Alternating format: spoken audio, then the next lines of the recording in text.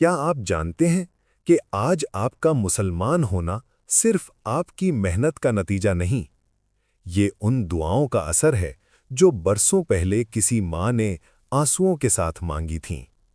بسم اللہ الرحمن الرحیم۔ آج ہم بات کریں گے بھولی بسری دعاؤں کی، وہ دعائیں جنہوں نے ہماری نسلوں کا ایمان بنایا۔ دعا مومن کا سب سے مضبوط ہتھیار ہے۔ نبی کریم صلی اللہ علیہ وسلم نے فرمایا، دعا عبادت کا مغز ہے۔ ہمارے بزرگ صرف اپنے لیے دعا نہیں مانگتے تھے، وہ ہماری آنے والی نسلوں کے لیے اللہ سے گڑ گڑا کر مانگتے تھے۔ یا اللہ، ہماری اولاد کو دین پر قائم رکھنا، انہیں گمراہی سے بچانا۔ یہ دعائیں خاموشی سے قبول ہو رہی تھیں۔ آج ہم جلدی میں دعا کرتے ہیں، لیکن ہمارے بزرگ دعا میں جیتے تھے۔ رات کا آخری پہر، سجدے میں آنسو، ہاتھ کانپتے ہوئے۔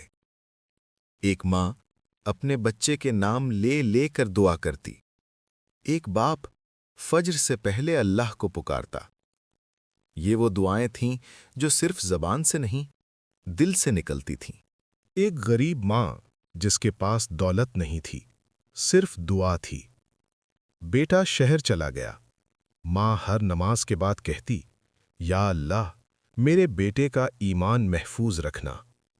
سالوں بعد وہی بیٹا دین کی خدمت میں لگ گیا۔ لوگوں نے ماں سے پوچھا، آپ نے کیا وظیفہ کیا؟ ماں بولی، میں نے صرف دعا کی تھی۔ قرآن ہمیں بتاتا ہے کہ نیک لوگ اپنی اولاد کے لیے کیسے دعا کرتے تھے۔ حضرت ابراہیم علیہ السلام کی دعا، اے میرے رب، مجھے اور میری اولاد کو نماز قائم کرنے والا بنا۔ یہ دعا آج بھی زندہ ہے۔ دعا وقت کی پابند نہیں، یہ نسلوں کو بدل دیتی ہے۔ آج ہم کہتے ہیں، بس محنت کافی ہے، بس پلاننگ کافی ہے، لیکن دعا کے بغیر سب ادھورا ہے۔ ہم نے دنیا مانگی، لیکن دین کم مانگا۔ ہم نے وہ دعائیں چھوڑ دیں جو ہمارے بزرگوں کی پہچان تھیں۔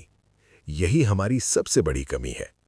نبی کریم صلی اللہ علیہ وآلہ وسلم نے فرمایا، ماں باپ کی دعا رد نہیں ہوتی۔